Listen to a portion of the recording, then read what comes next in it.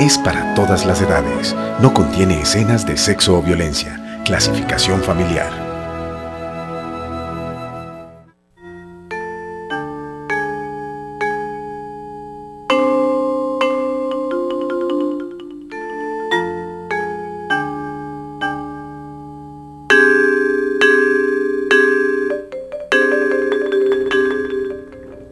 Muy buenas noches. Aunque las noticias calientes pasan hoy por La Habana y el fallo de La Haya, decidimos dejar que se decanten un poco, especialmente esta última, a la cual le dedicaremos en nuestro próximo programa, y en este decidimos abordar uno de los tantos problemas que siguen vigentes en Colombia, que es el de la minería, el de la gran minería, el de las multinacionales, el de la minería criminal o ilegal asociada a las mafias, el de la minería artesanal, que es el único modo de subsistencia de muchas comunidades pobres. Y todas enfocado el tema a la forma como afectan el medio ambiente, preguntándonos si hay la suficiente o la institucionalidad ambiental tiene los suficientes dientes y los suficientes instrumentos para meter en cintura esa famosa locomotora minera. Y si realmente esa locomotora minera que registra los más altos índices de inversión es tan rentable para largo y mediano plazo para nosotros los colombianos.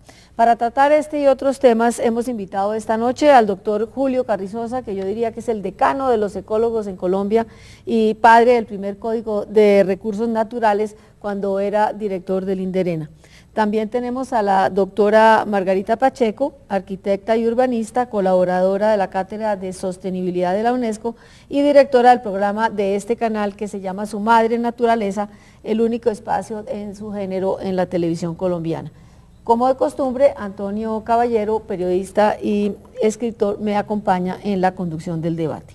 Para empezar, vamos a hacer un breve vistazo del problema ambiental en un reportaje dirigido por Antonio Albinaña, el director del programa y el equipo periodístico de Las Claves, que está centrado en una entrevista con el reconocido ambientalista Gustavo Wilches Chaux.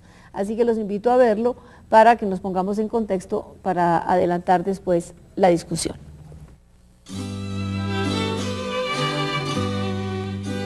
El presidente Juan Manuel Santos abrió su programa de gobierno con las denominadas locomotoras, entre las que la de la minería estaba destinada a ofrecer beneficios inconmensurables al país. A la mitad de su mandato, las cosas están poniéndose en su lugar, debido a la presión social de los economistas críticos y de los científicos ambientalistas. Se cuestiona a las grandes multinacionales que explotan las riquezas del subsuelo colombiano con escaso respeto al medio natural, o a los derechos de los trabajadores y comunidades locales. Se encienden las alarmas cuando han de renovarse contratos fabulosos como el de Cerro Matoso, que explota una de las mayores reservas de níquel del planeta, con muy escaso beneficio para Colombia. A todo esto se une la ilegalidad de la mayoría de las explotaciones mineras del país.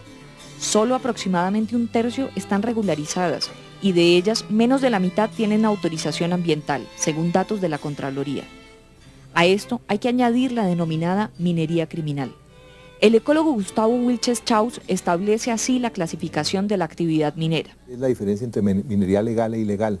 Y ahí hay que distinguir también entre la minería que es legal con el Estado y la que es legal con el Estado pero ilegal con los ecosistemas, ilegal con las comunidades.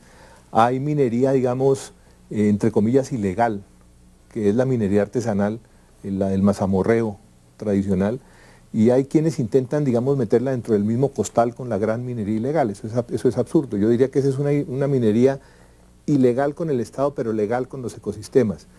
Y asimismo hay una minería que es legal con el Estado, pero ilegal con los ecosistemas. Y hay una minería, por supuesto, que es ilegal con todos, que es esa tremenda minería armada y totalmente destructiva, pero el concepto de la legalidad y de la ilegalidad hay que comenzarlo a mirar, entonces, no solamente desde el punto de vista de unos trámites administrativos, sino también desde el punto de vista del comportamiento con las comunidades y con los ecosistemas. Wilches Chaux describe la situación de un sector que se vincula al propio proceso de paz en marcha. Lamentablemente, la manera como se ha desbocado la minería en el mundo y en Colombia particularmente, pues se está convirtiendo en una amenaza contra esas 4 prioridades. Yo soy uno de los muchos colombianos que confiamos en que los diálogos que va a comenzar ahora el gobierno con la guerrilla tengan éxito, porque realmente pues llevamos mucho más de 50 años en este absurdo de sangre. Pero por supuesto, si las perspectivas mineras siguen como están planteadas, va a ser total y absolutamente imposible que haya paz. Así llegaran a abrazarse honestamente el gobierno y la guerrilla y lograran firmar una paz eterna entre ellos, pues va a ser imposible porque, digámoslo en términos de Sergio Fajardo, que era entrevistado hace unos días en uno de esos programas magníficos que está haciendo Mauricio Gómez sobre minería en CMI, ya 4/5 partes del territorio antioqueño están siendo o han sido tituladas o están siendo solicitadas para minería. Es decir, si de 5 hectáreas 4 se van a convertir en un hueco, pues es imposible totalmente que pueda haber paz. No solamente paz entre seres humanos, sino también paz con los ecosistemas. Y puede que entre seres humanos pactemos la paz, pero si no lo pactamos con los ecosistemas, pues nos van a pasar la cuenta. La minería pues es una actividad necesaria para la especie humana.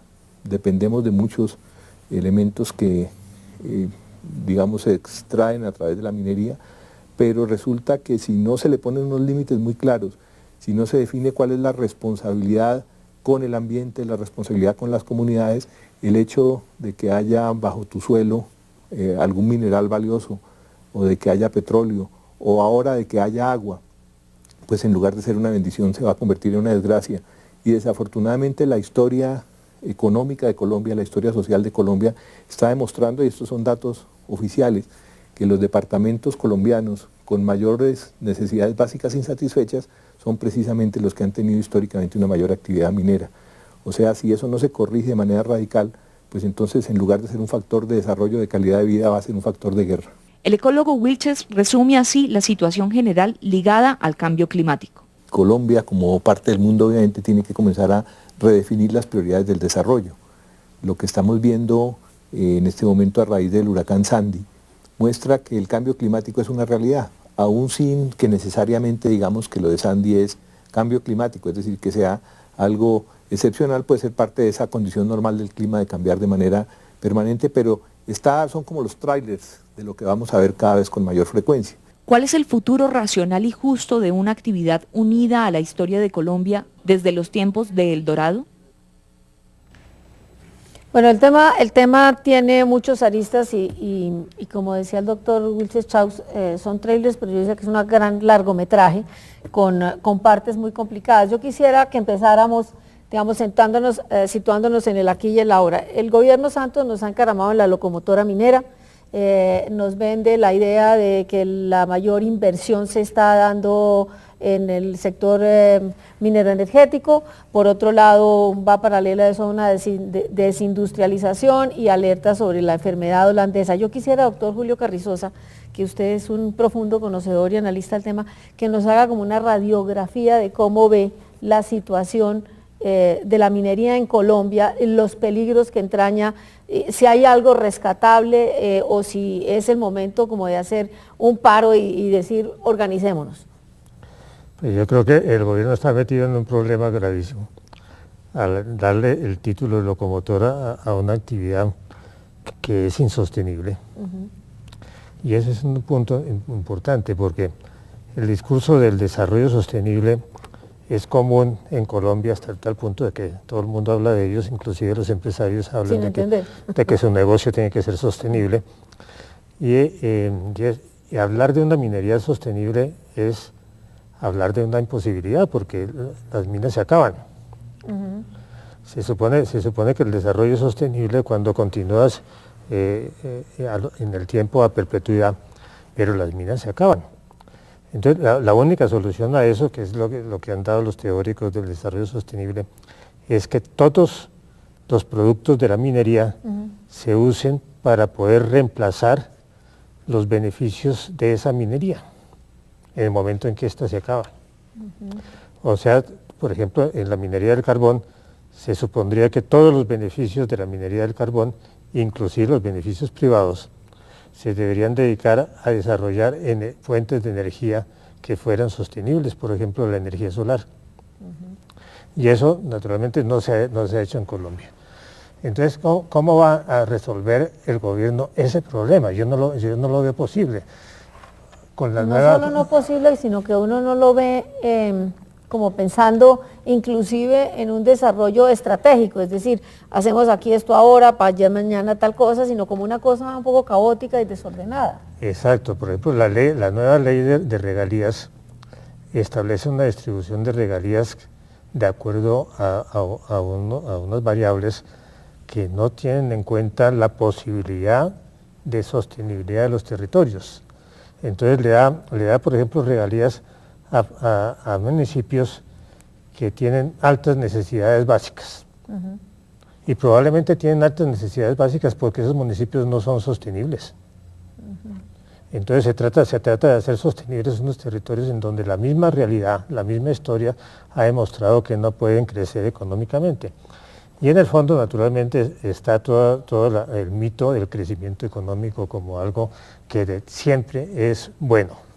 Y eso es Sí, fácil. gracias, pero es que esa es justamente la posición de este gobierno por ser un gobierno neoliberal. El crecimiento económico siempre es bueno, Per se, sí. per se. Pero evidentemente habría que hacerle cambiar de alma, no solo al presidente Santos, sino a toda la clase dominante colombiana. Sí, a una gran cantidad de personas, porque eso es un mito muy arriesgado y en todo el mundo. Decir que el crecimiento económico no siempre es bueno, pues es un escándalo. La gente se escandaliza y inmediatamente empieza a decir, pues ese tipo está como medio loco, ¿no? Pero de golpe sería bueno crecer menos y más bien crecer más sostenidamente y más... Pero es que acaso eso es posible en este modelo, ¿no? En este modelo y teniendo en cuenta el crecimiento de la población. Sin crecimiento económico no hay sostenimiento posible de la población, del crecimiento de la población también. ¿Cómo ve usted una salida de ese...? Pues es que depende, por ejemplo, del problema de la alimentación. La FAO siempre ha dicho que no es que exista un déficit de producción de alimentos, sino que hay un problema de distribución de alimentos. Y eso sucede en muchísimas cosas. En realidad lo que está sucediendo es un problema de equidad en todo el planeta. Pero ¿cómo convencer de eso a varias generaciones que han sido educadas en otra idea? Pero doctor Carrizosa, como concretándonos en el tema de la minería en Colombia, hay algo, es decir, ¿dónde ve usted los puntos más críticos? ¿O es una mirada pesimista sobre todo? Pues Manuel Rodríguez lo ha dicho claramente, dice, el problema de la minería en Colombia es que es muy diferente el ambiente al ambiente en que se desarrolla en el Perú y en Chile y en Sudáfrica. ¿Por qué? Porque hay diferencias ecológicas profundas. O sea, el 70% de nuestra población vive en las montañas húmedas y cálidas, y entre esas montañas. Y ahí es donde se pretende hacer minería. Mientras que la minería rentable, como la del Perú y la del Chile, se ha desarrollado en desiertos. En desiertos. Margarita. Bueno, pero Julio, yo primero que todo me encanta que estemos aquí intercambiando, trayendo a su madre naturaleza también a las claves y que sea un tema transversal. Esta es la franja de análisis de Canal Capital y aquí estamos precisamente colaborándonos entre programas. Me parece que la reflexión la podríamos tomar desde otro punto de vista. ¿Por qué no mirar qué está pasando con los tantos pueblos que están cercanos a las explotaciones mineras, a las canteras, a los sitios de explotación de petróleo? Estoy pensando en una geografía, en un mapa nacional de pueblos. A ver, ¿qué tanto se han mejorado esos pueblos? ¿En qué condiciones está la población? Si tienen agua, si tienen luz, si tienen teléfono, si tienen celulares. Naturalmente que Entonces, no lo pero tienen, la pregunta que yo les haría ahí es, ¿eso es imputable todo a las multinacionales o es imputable también a que las regalías que llegan a las regiones se las roban las administraciones locales o las Sí, destinan eso mal? es parte, porque todo eso se ha desarrollado en 50 años de guerra y de corrupción y de narcotráfico, pero en general los pueblos mineros en el mundo no les va bien. En el mundo y en la Ninguno. historia. Y en la historia, sí. La minería normalmente solo trae violencia, prostitución, pero eso así es así desde los tiempos de los ¿Australia y romanos. Canadá es igual? Pregunto. Bueno, en Australia también hay una diferencia ecológica. Las explotaciones mineras en Australia son sitios muy desérticos. Son eriales. Aquí Sí, lo que señor, hacemos sí. es convertir en erial lo que era sabana o lo que era montaña. Sí. Bueno, Bueno, por ejemplo, María Elvira, miremos La Guajira, miremos Cerrejón, sí. mina a cielo abierto de la más grande de Sudamérica. Y uno ve pasar el tren con la carga de carbón que va hacia Vallaportete.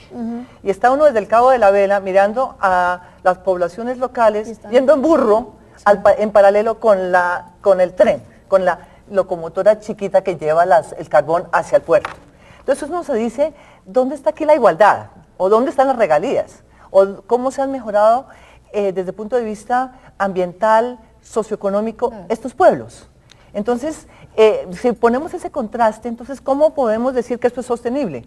Ahora, Julio, ¿estás de acuerdo que son recursos no renovables? Antes habíamos hablado. Estamos montados en un modelo sobre la base de la explotación de unos recursos que son finitos. Entonces, eso hace una contradicción en los términos que ni siquiera puede ser sostenible porque, como decía el doctor Julio Carrizosa, se acaba. Pero eso nos lleva a, me parece que hay un gran tema que está sobre el tapete, que es lo de la Amazonia. El presidente dice en la cumbre de Río que va a dedicar 17 millones de hectáreas a la actividad minera, pero un poco después su ministro, el anterior ministro, el doctor Frank Perl, declara una moratoria sobre la base del principio de precaución, ordena suspender temporalmente la actividad minera en áreas que pertenecen a esa reserva forestal, y la Agencia Nacional Minera dice que no se va a permitir la explotación hasta tanto no se conozca qué hay ahí, que no se haga un censo, que no se conozcan las comunidades. Es posible que lleguemos a hacer minería con algún grado de control y acabar con ese pulmón. Pero si no lo hemos controlado hasta ahora, no hay sistemas realmente de veeduría ciudadana o el mismo Ministerio de Ambiente, si vemos cómo está funcionando el Ministerio en sus distintos niveles territoriales, ¿qué capacidad tiene la ciudadanía para hacer, ciudadanía local además, para hacer veeduría sobre, por ejemplo, temas de salud pública? ¿Qué está pasando, por ejemplo, en las minas? Pero es que, perdona, pero me parece que saltar a la veeduría local en regiones En la Amazonas es complicado. donde no ha llegado Los resguardos tienen también una capacidad, es una autoridad ambiental. El Pero problema no lo han es, hecho, el no lo han problema hecho. está en la No lo han incapacidad del Estado en todos los aspectos y a todos los niveles. Si el Estado es incapaz de llevar la paz a las regiones, ¿cómo va a llevar además la veeduría ciudadana? No, pero hay sobre- organizaciones sociales suficientemente fuertes que podrían, el Pero Estado mira, además... Margarita, la ver. minería en la Amazonia ya lleva unos 35 años. En esa parte. En minería ilegal. Sí, completamente ilegal. Ilegal y unos 35. criminal, es decir, informal, más hay Pues mafias es que- ahí metidas pues o no es que esos sabemos son bien. unos grupos muy irregulares, ¿no? Grupos que a veces benefician a los indígenas, a veces tienen alianzas con las FARC, a veces tienen alianzas con gente del Brasil. Entonces son unos grupos muy irregulares, muy pequeños, que han ido en toda esa parte de la Amazonia, han ido del oro al coltán. En estos Pasando 30, por la 40 años. deforestación. Pasando todo ha quedado deforestado naturalmente. Afortunadamente, pues la rehabilitación natural en la Amazonia es bastante buena. Pero Pero es una locura decir, en pero lugar tienes de... razón, en realidad eso es parte de la inhabilidad de controlar el territorio. El territorio colombiano no es controlable en este momento, ¿no? Quién sabe si alguna vez será controlable, pero en este momento menos que nunca. Mientras haya guerra, mientras haya narcotráfico, pues tratar de controlar la minería en el extremo del territorio colombiano es bastante La ingenuo. mirada optimista de Margarita sobre que sí hay entidades y sí hay organizaciones que pueden, digamos, actuar activamente en defensa de la Amazonía. ¿Usted tiene esa mirada? Pues algo de eso puede haber. En realidad algunos grupos indígenas se han opuesto. En Brasil lo han hecho. Y eso puede que dificulte la acción. De pronto, si hay algo, si hacemos la paz con las FARC, de pronto las FARC pueden ayudar a evitar la minería de la Amazonia. No. Ay, Dios Además porque conocen bien la naturaleza, han estado metidos en distintos ecosistemas, eso. por lo tanto serían estupendos guardabosques, Guardabosques, por ejemplo. por lo menos. Sí, una generación de empleo que permita utilizar su experiencia, ¿no? Sí, son grandes expertos en la ¿El futuro del Amazonas estaría en el pago que otros países le pudieran hacer por servicios ambientales? Es decir, hay posibilidades de que transformemos eso y empecemos más bien en el Amazonas como productor de oxígeno y servicios de ambientales que nos pudieran pagar por eso en lugar de entrar con la maquinaria, pregunto. Sí, eso se está haciendo, pero va muy lentamente y está metida muy poca plata en eso. Pero Julio, también fíjese desde la época del Tratado de Cooperación Amazónica, después con los países andinos, ¿qué ha pasado con esa institucionalidad que se ha ocupado precisamente de ponernos de acuerdo con los otros países de la cuenca? Ahorita está en Doha la COP18, lo que llaman la conferencia de las partes, que es la cumbre de Naciones Unidas para el Cambio Climático, y están reunidos precisamente los países de la cuenca amazónica. Nosotros, y yo sí quisiera saber qué está haciendo la Cancillería colombiana en ese sentido, porque así como hay otros temas que son un poco secretos, que no sabemos, sería muy bueno saber cuál es la posición del país frente a estos temas, aprovechando una tribuna como la de Doha, en Qatar. Yo preguntaría, y sería muy interesante que pudiéramos después tener aquí a la delegación de Colombia que está en Doha, que nos cuente cómo está defendiendo este tema, por ejemplo. Es que me parece que nos está faltando aquí una voz, que es la voz del gobierno, justamente. Sí. Bueno, dejamos constancia que invitamos a la doctora Ángela Cadena, que es la directora de la Unidad de Planeación Minero-Energética, y la tienen atrapada en una reunión en la Casa de Nariño. Estamos dando un tiempito a ver si llega, pero sí habíamos invitado a la voz oficial, porque realmente no parece claro, es decir, o parece claro que estamos en la locomotora. La pregunta es, ¿hay una institucionalidad ambiental suficientemente sólida, con dientes y con mecanismos para encarrilar bien, si se puede decir que se puede encarrilar bien una locomotora minera? Pues mira, lo que pasa es que la institucionalidad ambiental está también afectada por los problemas generales del país. O sea, teóricamente lo que se hizo en la Ley 99 fue único en el mundo prácticamente. ¿Qué es la Ley 99 aquí para los...? La que estableció el Sistema Nacional Ambiental. Ya. Del 93. El 93. Ya. Y eso fue único a nivel teórico. Pero es que aquí nos la pasamos diciendo que tenemos los mejores códigos, las mejores leyes y no se cumple nada. Pero se empezó a desarrollar eso en medio de la guerra, en medio de la corrupción, afectada por el narcotráfico. Los capos del narcotráfico se hicieron dueños de varias partes de la institucionalidad ambiental, ¿no? Y apenas estamos empezando a salir de ese problema. Y en ese proceso se acabó la capacidad técnica de las corporaciones, o por lo menos se redujo a un mínimo. Se volvieron botines burocráticos. Exacto, y llegó un momento en que nadie de las corporaciones podía salir al campo sin permiso de no sé quién. De los paramilitares. Julio, pero sí sería importante saber cuál es el papel que juegan las corporaciones autónomas regionales en el tema minero, a nivel regional. ¿Qué permiso dan? ¿Cómo se comunican con la Agencia Nacional de Licencias Ambientales? En este momento, al CINA hay que reforzarlo por algún lado. Sabemos que el Sistema Nacional Ambiental, que creó la Ley 99-93. Sí. Pues empezamos con muchísima fuerza, un SINA que tiene distintos niveles territoriales, las ciudades mayores de 1 millón de habitantes tienen su Secretaría de Ambiente, por lo tanto, ellas manejan de manera bastante autónoma su política ambiental. Por ejemplo, el Distrito Capital, Bogotá, Cundinamarca, Medellín, Barranquilla, Cartagena tienen sus secretarías. Pero ¿qué pasa entonces con las zonas donde se han entregado las licencias de explotación minera? ¿Cómo actúa la corporación regional?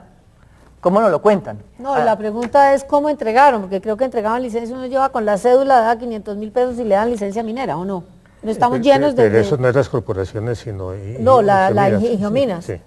Sí, pero es que ahí tenemos un problema de comunicación muy profundo, un abismo entre la comunicación entre el Ministerio de Minas y Energía y el Ministerio de Ambiente. Es que van por los dos lados exactamente, distintos. Exacto. Y es ahí donde uno siente la debilidad de la parte del sistema ambiental, porque no hemos tenido realmente la fuerza de decirle al Ministerio de Minas y Energía, por favor. ¿La fuerza o la voluntad?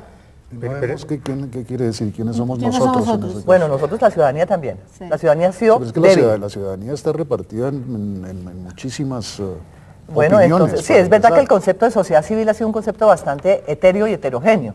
Hay organizaciones sociales, ha habido un ecofondo, hay personas que representan, digamos, intereses de la comunidad, pero ha faltado liderazgo, eso sí es cierto. Doctor Carrizosa, usted que es el padre del Código de Recursos Naturales y que lleva muchos años en esto, ¿ha cambiado de entonces a hoy la conciencia ambiental entre los colombianos. Hay más conciencia y hemos visto unos brotes en Santurbán, en Cajamarca, en La Colosa, en el Quimbo, es decir, hay algo como ya de conciencia de la sociedad, de las comunidades para defender sus recursos. Sí, afortunadamente sí, en realidad los casos que has nombrado son sorprendentes. En un país tan sumamente débil institucionalmente, que haya reaccionado la gente en esa forma, es sorpresivo y es muy optimista. O sea, parece que sí, en las regiones la gente se está dando cuenta y está presionando. Las consultas previas están funcionando, van a funcionar, están bien diseñadas. Pero antes yo quisiera volver sobre un tema. Yo creo que el papel de los medios, María Elvira y Antonio, es efectivamente hay que reconocer que de un tiempo para acá sí ha habido una injerencia de los medios fundamental en la educación ciudadana, y que la gente del común, muchos de los televidentes que antes ni siquiera pensaban en la minería, están ahorita pensando, bueno, ¿y nosotros qué podemos hacer? ¿Qué podemos hacer desde Tunjuelito con las canteras que dejó una multinacional y que dejó unos cráteres en medio de la cuenca del río Tunjuelito, y que cuando llueve se llenan de agua, es un peligro, es un alto riesgo para la ciudadanía? O sea, la gente ya lo está viviendo tan en carne propia que se dice, bueno, ¿qué hacemos? Lo está viviendo hacia las mineras que le afectan su vida, pero la gente tiene conciencia de que desde su casa, en el día a día, en la vida diaria, puede tener unas actitudes positivas en defensa del medio ambiente, o nos falta mucha educación ambiental. Yo creo que en algunas cosas sí, pero en cosas grandes como esto de la minería yo creo que hay mucha confusión. Y esa confusión surge de la magnitud enorme de los recursos que están en juego. O sea, cuando uno le dice al Ministerio de Minas, bueno, trate de trancar esto, entonces el Ministerio de Minas se une al Ministerio de Hacienda y a Planeación Nacional y demuestran al país la cantidad de recursos que entran por la minería. Y además se los muestran mal. Hay un estudio de un especialista, se llama Gregorio Rudas, que demuestra que se está pagando por la minería mucho menos de lo que se les está dando en deducciones. Exacto. Y ahí va otro punto, los manuales de compensación ambiental, los estándares altos dejo estas preguntas planteadas para la segunda parte del programa. ¿Estamos cumpliendo, o las grandes mineras están cumpliendo con los estándares internacionales? Doctor, los dejo en suspenso, volvemos en un momento.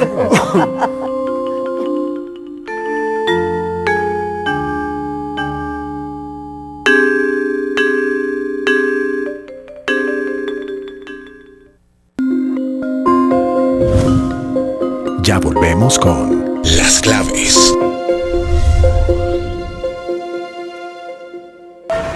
Buenas. Para la novena, por favor. ¿La novena? ¡Qué sinfonía! Señor, se acaba de pasar. ¿Sabe qué? Súbase por la quinta. ¿La quinta? ¿La quinta de Beethoven? Escúchela. ¿Sabe qué, señor? Yo me hago acá. Bogotá es Beethoven. Yo soy su amigo. ¿Y tú? Primer Festival Internacional de Música de Bogotá. 4 días, 12 escenarios, 55 conciertos y más de 420 artistas. Entradas en taquillas de Cine Colombia. Apoya Canal Capital. Televisión más humana. Canal Capital apoya a Millonarios en su camino hacia el título de la Copa Sudamericana 2012. Este jueves en su partido de vuelta, Millonarios versus Tigre de Argentina. Fuerza en Bogotá. ¡Vamos, Millonarios! Canal Capital. Televisión más humana. Logramos reunir un equipo de primera línea. Antonio Caballero, el analista. María Elvira Samper, la pregunta. Laura Gil, la internacionalista. León Valencia, el investigador. Antonio Albiñana, la experiencia. Pedro Medellín y Baltasar Garzón, la búsqueda de la verdad. Porque el análisis de los acontecimientos de Bogotá, el país y el mundo necesitan de un gran equipo. Véalo solo aquí, en Canal Capital. Televisión más humana. 14 camarógrafos certificados por el SENA. una celebración. La satisfacción de haber cumplido una meta. Felicitaciones, compañeros. Orgullo de Canal Capital, televisión más humana. Indígenas, afrodescendientes, blancos, gays, lesbianas, bisexuales, transgeneristas, gitanos, raizales, pelirrojos, mestizos. Permitimos la inclusión. Canal Capital, televisión más humana.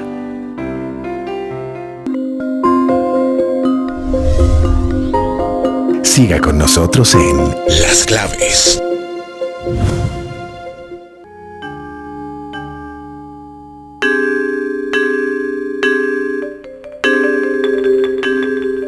Bueno, dejábamos planteado aquí las empresas, las multinacionales nos invaden de publicidad diciendo que pues ellos están donde van, se crea el paraíso.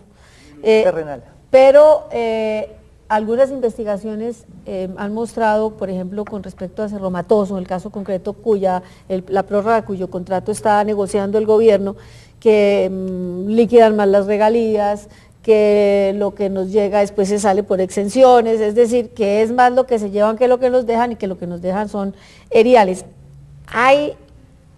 ¿Dónde están las fallas grandes? Las fallas en los controles, las fallas en las inspecciones previas, las fallas en los planes ambientales, la laxitud de los gobiernos que con tal de que llegue inversión extranjera están dispuestos a cualquier cosa, doctor Julio.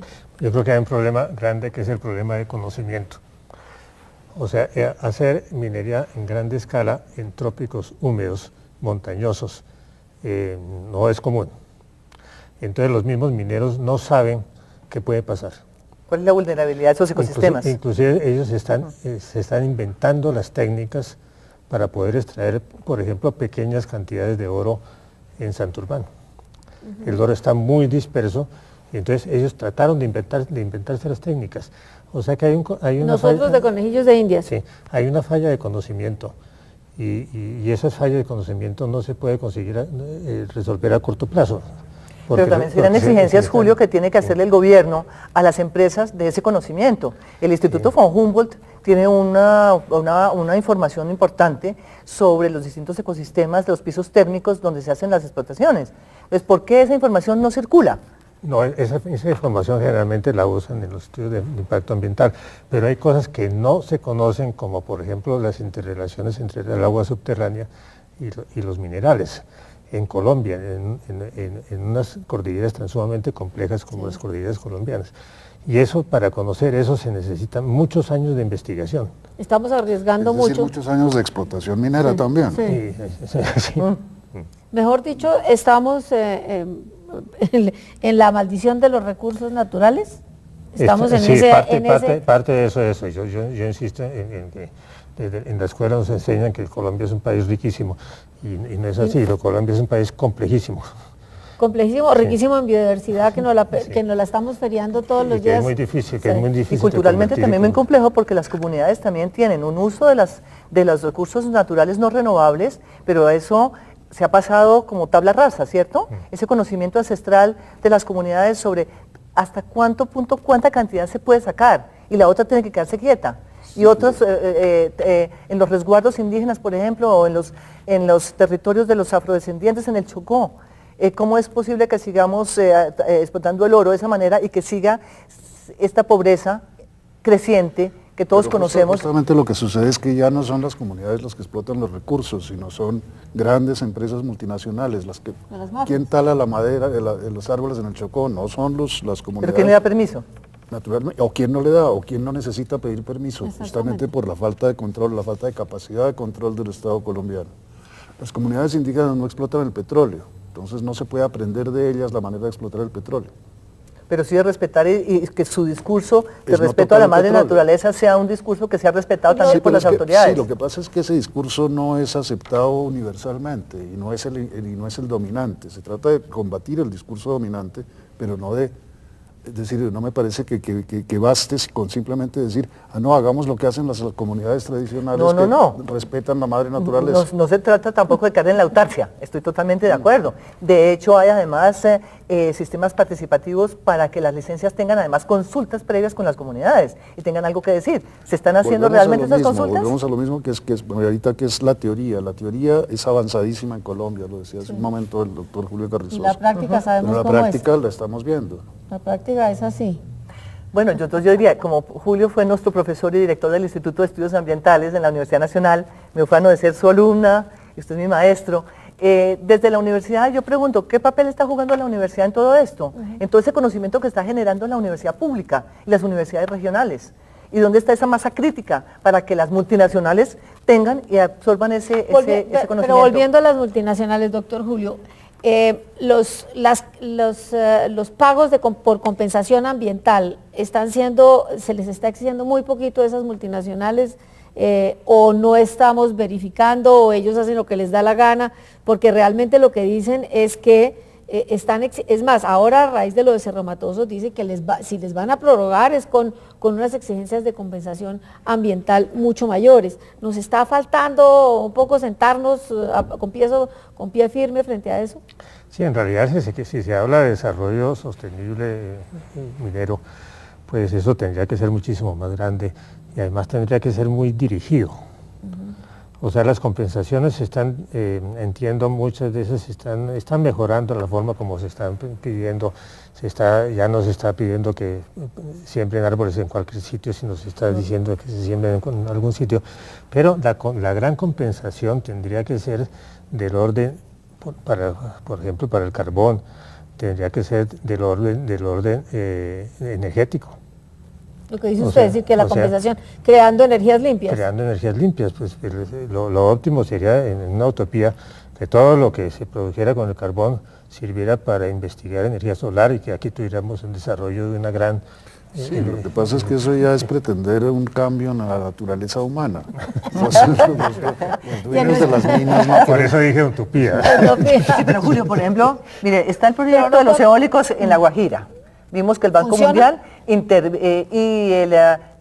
Conservación Internacional hicieron un gran proyecto allí de energías alternativas, eólicas. Uno va a La Guajira y ve estos maravillosos molinos de viento, y muy cerca por Tete, ¿no? Sí. Ahora, uno se pregunta, ¿de qué ha servido esa inversión de millones de dólares en un proyecto de cooperación internacional para ensayar energía eólica, que sería un proyecto piloto? Sí. Yo me pregunto cuántas rancherías están sirviendo de esa energía, o qué han aprendido de esa energía eólica. O sea, estamos frente al discurso de las energías alternativas, de la cual estoy seguro que estamos todos de acuerdo que hay que acelerar el tema, en el mercado además, eólica, solar y otras. Pero entonces, sobre los proyectos piloto que tiene Colombia, ¿qué ha pasado? ¿Qué hemos aprendido allí? ¿Por qué no hemos reproducido eso? Habría que preguntárselo justamente al Ministerio del Medio Ambiente, ¿no? Pues sería muy bueno que el Ministerio pronunciara. Ustedes deben tener un correo electrónico donde la gente le escribe las claves, entonces ojalá que nos dijeran, ¿no? Bueno, en términos... Habría que presentárselo también a los empresarios, porque en realidad muchas de esas cosas se quedan a nivel piloto. Y los empresarios nunca se han interesado en convertirlos en empresas. Claro. Entonces hubo un momento en donde había en la Universidad Nacional un grupo muy fuerte en energía solar. ¿Qué me dice? Una industria de fabricación de paneles solares sería... Y en ese momento hubiéramos podido hacer un salto como lo hizo España. Israel. O Israel, pero no hubo empresarios que quisieran hacerlo. Nos quedamos cortos. No, es que yo creo que la presión de los combustibles fósiles es suficientemente fuerte como para prevenir o como para frenar y desestimular otras investigaciones. Ahora, aquí también hay una responsabilidad de conciencias.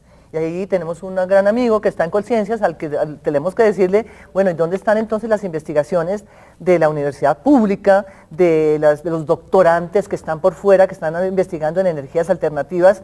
Vénganse para Colombia, por favor, para poder poner en el mercado todas estas posibilidades.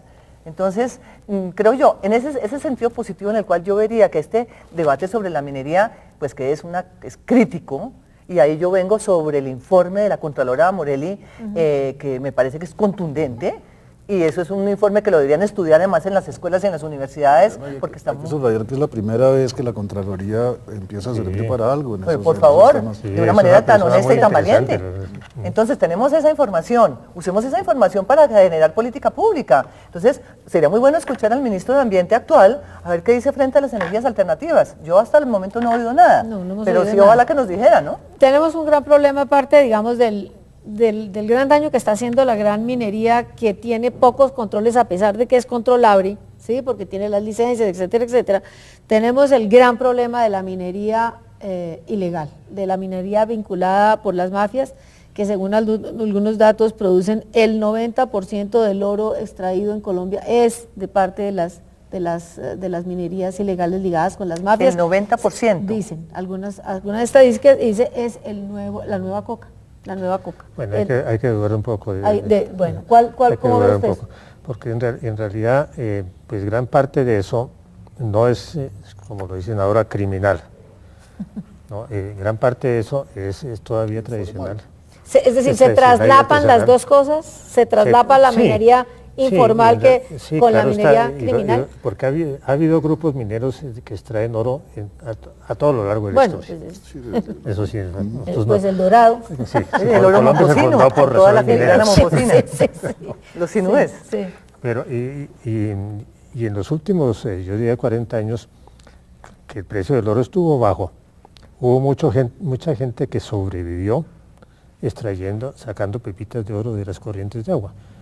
O sea, era un proceso de alimentación básica. ¿Qué tan depredadora es la minería artesanal? Pensando usted lo que hablaba de los saberes ancestrales y no sé qué, realmente si no utilizan Muy saberes poco, ancestrales, muy poco. película Además Chocó, hay unos grupos. En la película Chocó está muy sí, claramente claro. ilustrado cómo se hace hoy en día y el trabajo de las mujeres, porque uno ve ahí Karen, la actriz que actúa en la película Chocó, que es una persona que mostró muy claramente lo duro que les toca a estas mujeres chocoanas con esta batea, dándole y además con los niños al lado, con los bebés al lado y las niñitas cuidando al otro niñito colgado en la espalda. Uno es como en África, en Es que Chocó es África, no nos digamos Hay un mentiras. programa que se llama El Oro Verde, Sí. que es muy bueno, que es excelente. Es un ejemplo a nivel mundial. Es de las una cosas que se pueden hacer. experiencia piloto en Putumayo. En Putumayo y en el Chocó también. Hay dos Antonio grupos. nos mencionaba antes de... Ahora que hablamos del oro verde, hablemos de recuerdo, esmeraldas, o sea, precisamente.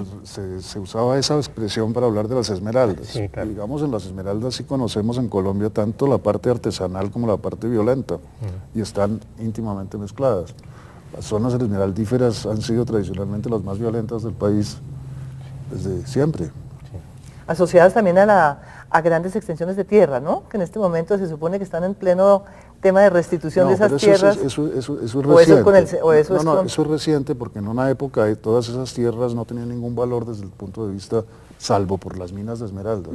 Es decir, no es que... Pues tanto que un proceso de pacificación en la zona esmeraldífera. Sí, claro, porque que era un ejemplo. Que era un ejemplo, era entre ellos y un cura que creo que ayudó, ¿no?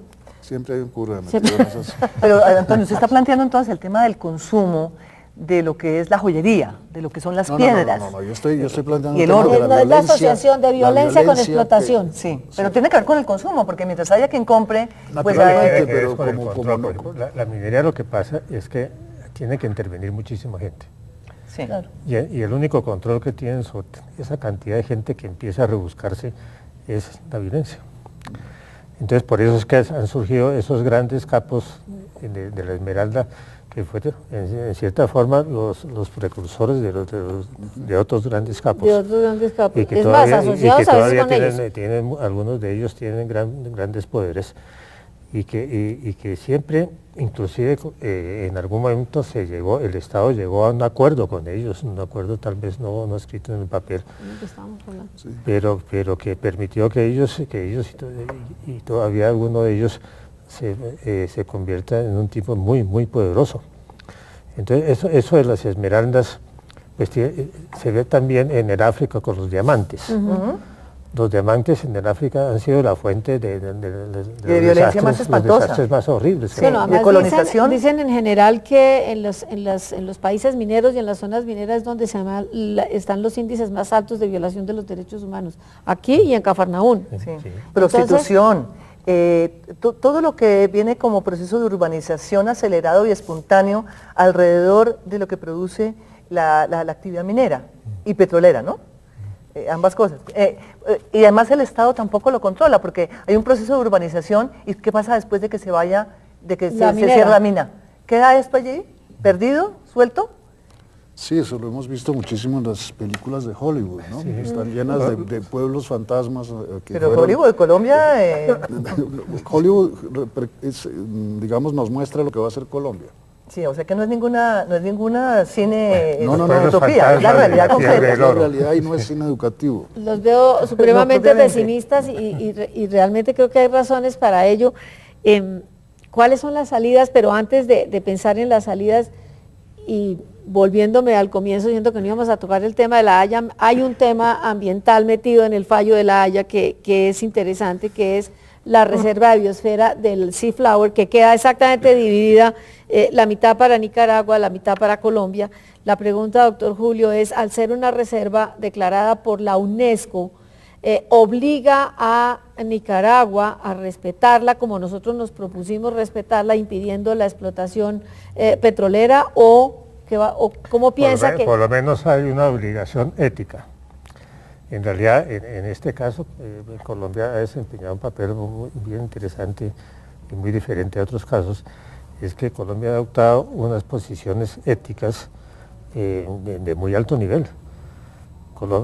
Inclusive este gobierno decidió en algún momento, debido a la presión de mucha gente, no sacar petróleo en esa zona.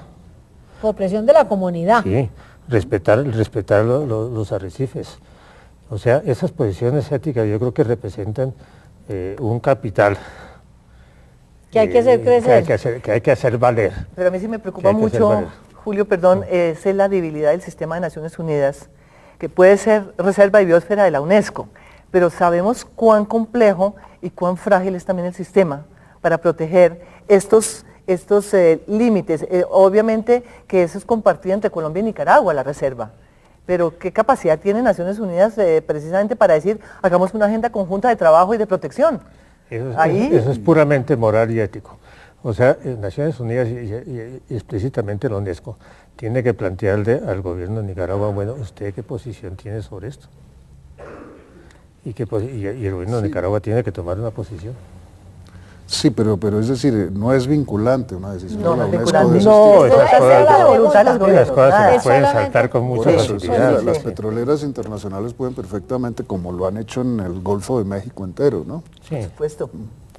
Claro que sí. No tiene nada vinculante. Ahí el movimiento ambiental internacional tendría un papel muy importante. Ahí sí, un movimiento ambiental internacional y regional fuerte, con un programa de Naciones Unidas para medio ambiente que está en Panamá y que la dirige además una amiga y colega colombiana, que con fuerza haya una posición del ambientalismo. Eso sí.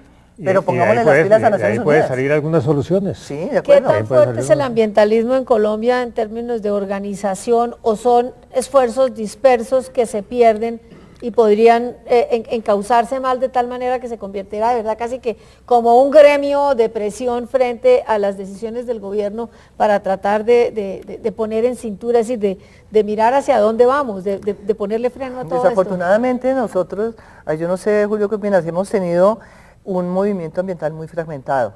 Desafortunadamente, y ojalá que estos temas gruesos de país, de política pública, sean la razón para volvernos a unir, además no solamente los ambientalistas, todos nosotros, ustedes son igual de ambientalistas que nosotros porque por eso nos están invitando a este programa, más todas las redes sociales que manejamos a través de Su Madre Naturaleza, más todas las redes que manejan los otros programas también de la franja de análisis, porque estamos realmente uniendo esfuerzos y criterios para defender los ecosistemas nacionales que, como decías tú al comienzo, son de una altísima vulnerabilidad y que las petroleras y las multinacionales no conocen. Eso es muy cierto, Julio, y creo que has dado ahí en el clavo. ¿Cómo hacemos para que el conocimiento de la geografía nacional se conozca a fondo para poder hacer la minería? El problema es que ni siquiera tenemos catastro minero, ¿no? Pues hay un catastro minero que se elaboró en el anterior gobierno, que ahora están tratando de desentrañarlo, de qué significa, de cómo se construyó. Porque hay quienes dicen que saben más de lo que tenemos los que vienen a explotarnos que nosotros los que estamos parados encima de nuestros recursos. Eso se ha dicho desde hace mucho tiempo, ¿no? Porque existen mapas mineros de todo el mundo hechos por los satélites artificiales que nosotros no tenemos. No tenemos ni siquiera órbita geoestacionaria. Pero la empresa privada sí lo tiene. Yo estuve en Medellín no hace mucho, que estaba la Feria Internacional Minera en Medellín, al frente del Centro de Convenciones Plaza Mayor. De un lado estaba el Congreso Internacional de Paisajistas y al frente estaban todos los mineros, la pesada de la minería. Yo pues, por supuesto, me fui a fisgonear allá a ver qué era lo que había. Y me sorprendió el nivel de información con sistemas catastrales, con satélite, se sabe perfectamente. Además, una persona como... que ha hecho estos estudios tan importantes. Bueno, Julio Fierro, por ejemplo, tiene una información muy importante sobre cómo está el mapa del Cesar. Lo hemos visto, lástima que aquí no tengamos el mapa para mostrárselo a la teleaudiencia, pero es que es bastante grosero ver cómo está partido el Ponqué en pedacitos y que todo eso está esperando licencia. Y además todas las empresas asociadas a la minería, desde cantimploras, carpas, todo tipo de servicios conexos a lo que es la explotación minera. Yo me quedé, digamos, no decir aterrada, pero...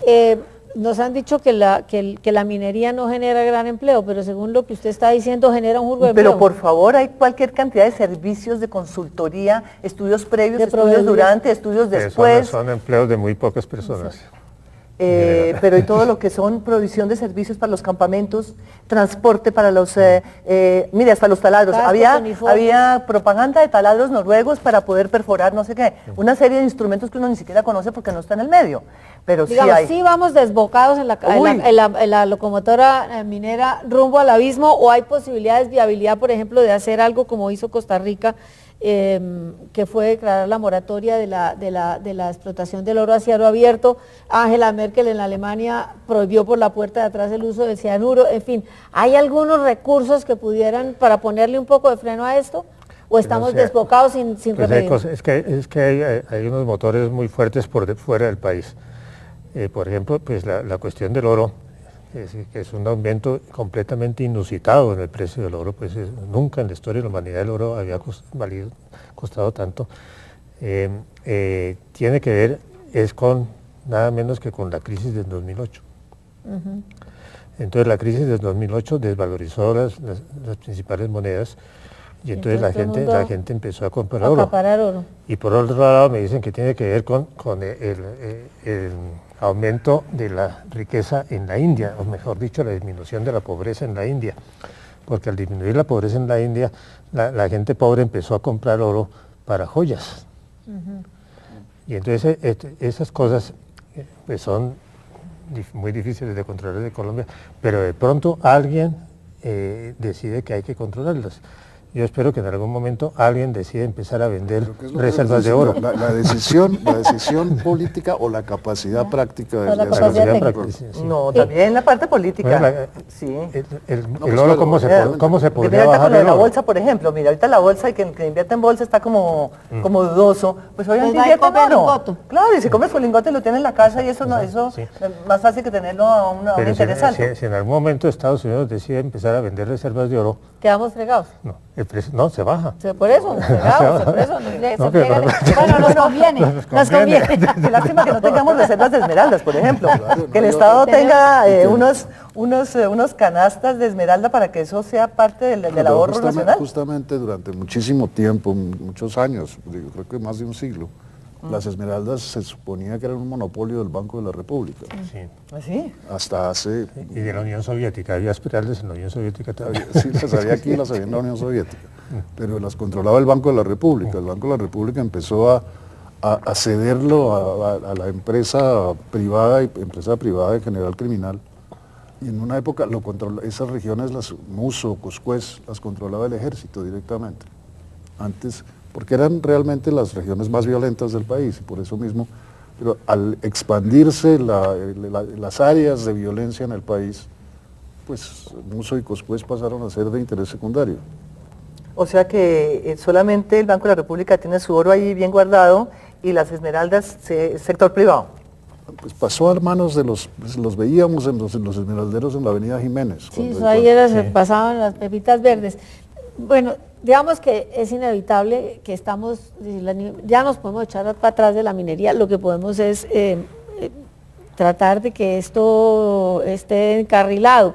¿Qué soluciones pondrían ustedes? Porque pues cerrar el país a la minería pues no es viable. No se trata de cerrarlo. Por eso, entonces... Sino de hacerlo bien. Por eso, de hacerlo razonablemente ¿por bien. dónde deberíamos empezar? Yo creo que hay que gastar muchísimo dinero en el contexto científico y técnico, pero muchísimo dinero.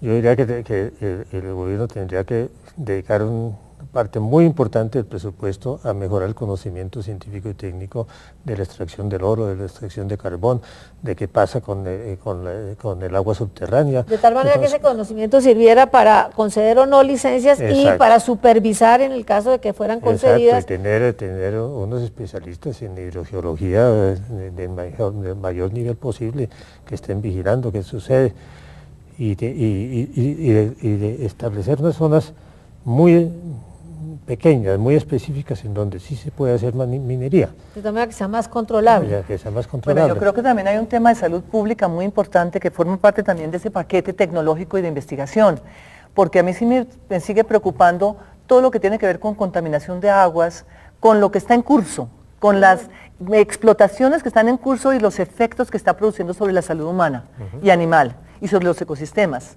Yo creo que ahí no se ha hecho una evaluación seria de cuáles son esos impactos. Y yo diría que habría que ir a escoger una serie de poblaciones en los distintos ecosistemas regionales y mirar realmente cómo está la gente. No, el resultado es tremendo. La Universidad de Antioquia hace unos 10 años hizo un análisis de lo que estaba pasando en el Bajo Cauca y lo que está pasando con el oro, cuando la gente empieza a comer pescado que está contaminado con cianuro. De mercurio. De mercurio, perdón. De mercurio y de cianuro también. Pues es atroz. Todo porque el mercurio afecta al sistema nervioso. En algún momento entre comiendo arepas con maíz transgénico y pescado contaminado con cianuro, ¿a dónde va la dieta del campesino? Sí. ¿Qué está haciendo el Ministerio de Agricultura en ese campo? ¿Qué está haciendo el Ministerio de Educación en ese campo? No es que con el aumento del precio del oro todo el mundo se olvidó del asunto, no. Porque la gente se supone que... No, porque es que la codicia es más poderosa que la sensatez. Que la sensatez. Sí. Bueno, entonces sería este programa es como un llamado a la sensatez a nuestros ministros. Yo tratando de ver por dónde le sacamos algún... No, otra cosa es el carbón, mira. El carbón... Tenemos contaminada la vida de Cartagena, de Santa Marta. El momento en que Cerrejón era mal negocio. Y por eso se le vende a la Billington, sí. El Estado vendió sus acciones en Cerrejón. Y ahora se quieren ampliar. Y entonces, ¿por qué es buen negocio ahora? Pues por el crecimiento económico de la China. Entonces, el crecimiento económico de la China fue que aumentó el precio del carbón en todo el mundo y eso parece que en este momento está empezando a modificarse, porque los chinos se están volviendo potencia en energía solar. Pero qué maravilla, porque por ejemplo el resultado fue que ya no van a correr el río Ranchería 26 kilómetros porque se bajó el precio, entonces ya no les alcanza. ¿Se bajó el precio? Yo diría que eso más bien fue por presión de todo lo que... me encanta que usted lo diga, María Elvira. No, yo sí estoy convencida que eso no es solo por el precio, sino por la presión. Bueno, de todas maneras, les agradezco que nos hayan acompañado. Espero que haya sido útil, como fue un poco, ¿cómo se diga?, saltado de aquí y allá, pero creo que tocamos varios temas que ilustran a la audiencia sobre un tema que es tan sensible para los colombianos. Muchas gracias por habernos acompañado. Los esperamos el próximo martes en otro programa y queremos agradecerle que nos haya acogido en este programa el Teatro del Parque Nacional. Muchas gracias.